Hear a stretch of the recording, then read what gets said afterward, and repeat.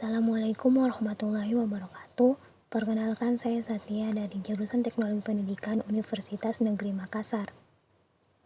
Pada kesempatan ini, saya akan menyampaikan pendapat saya mengenai kebijakan yang ada dalam Permendikbud nomor 20, nomor 21, 22, dan 23 tahun 2016. Yang pertama, Permendikbud nomor 20 tahun 2016 tentang standar kompetensi lulusan pendidikan dasar dan menengah. Permendikbud nomor 20 tahun 2016 berisi tentang standar kompetensi lulusan yang terdiri atas kriteria kualifikasi kemampuan peserta didik yang diharapkan dapat dicapai setelah menyelesaikan masa belajarnya di satuan pendidikan pada jenjang pendidikan dasar dan menengah. Setiap lulusan satuan pendidikan dasar dan menengah memiliki kompetensi pada 3 dimensi, yaitu dimensi sikap, dimensi pengetahuan, dan dimensi keterampilan. Gradasi untuk dimensi sikap, pengetahuan, dan keterampilan antar jenjang pendidikan memperhatikan lingkup dan kedalaman, kesinambungan, fungsi satuan pendidikan, dan lingkungan.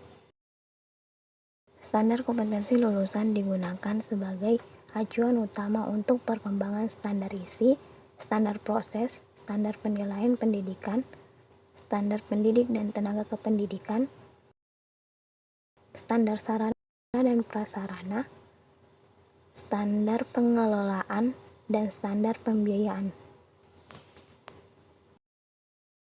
Untuk mengetahui ketercapaian standar kompetensi lulusan perlu dilakukan monitoring dan evaluasi secara berkala dan berkelanjutan dalam setiap periode. 2. Permendikbud nomor 21 tahun 2016 tentang standar isi pendidikan dasar dan menengah.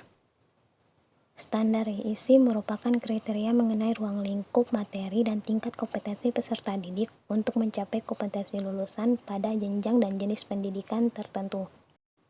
Kompetensi inti meliputi sikap spiritual, sikap sosial, pengetahuan, dan keterampilan. Ruang lingkup materi yang spesifik untuk setiap mata pelajaran dirumuskan berdasarkan tingkat kompetensi dan kompetensi inti pada jenjang dan jenis pendidikan tertentu. Yang ketiga, Permendikbud nomor 22 tahun 2016 tentang standar proses pendidikan dasar dan menengah. Standar proses merupakan kriteria mengenai pelaksanaan pembelajaran pada satuan pendidikan untuk mencapai standar kompetensi lulusan. Standar proses dikembangkan mengacu pada standar kompetensi lulusan dan standar isi. Proses pembelajaran pada satuan pendidikan diselenggarakan secara interaktif, inspiratif, menyenangkan, menantang, memotivasi bagi peserta didik untuk berpartisipasi aktif, serta memberikan ruang yang cukup bagi prakarsa, kreativitas, dan kemandirian sesuai dengan bakat, minat, dan perkembangan peserta didik. Untuk itu, setiap satuan pendidikan melakukan perencanaan pembelajaran, pelaksanaan proses pembelajaran, serta penilaian proses pembelajaran untuk meningkatkan efisiensi dan efektivitas ketercapaian kompetensi lulusan. Yang keempat, Permendikbud nomor 23 tahun 2016 tentang standar penilaian pendidikan dasar dan menengah. Standar penilaian merupakan kriteria mengenai lingkup, tujuan, manfaat, prinsip, mekanisme, prosedur, dan instrumen penilaian hasil belajar peserta didik yang digunakan sebagai dasar dalam penilaian hasil belajar peserta didik pada pendidikan dasar dan menengah. Standar penilaian terdiri atas penilaian hasil belajar oleh pendidik, penilaian hasil belajar oleh satuan pendidikan, dan penilaian hasil belajar oleh pemerintah.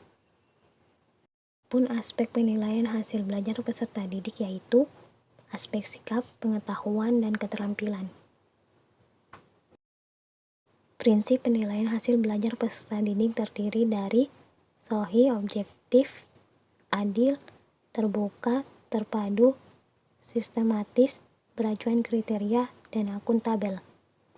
Demikian pemaparan dari saya, kurang dan lebihnya mohon dimaafkan. Wassalamualaikum warahmatullahi wabarakatuh.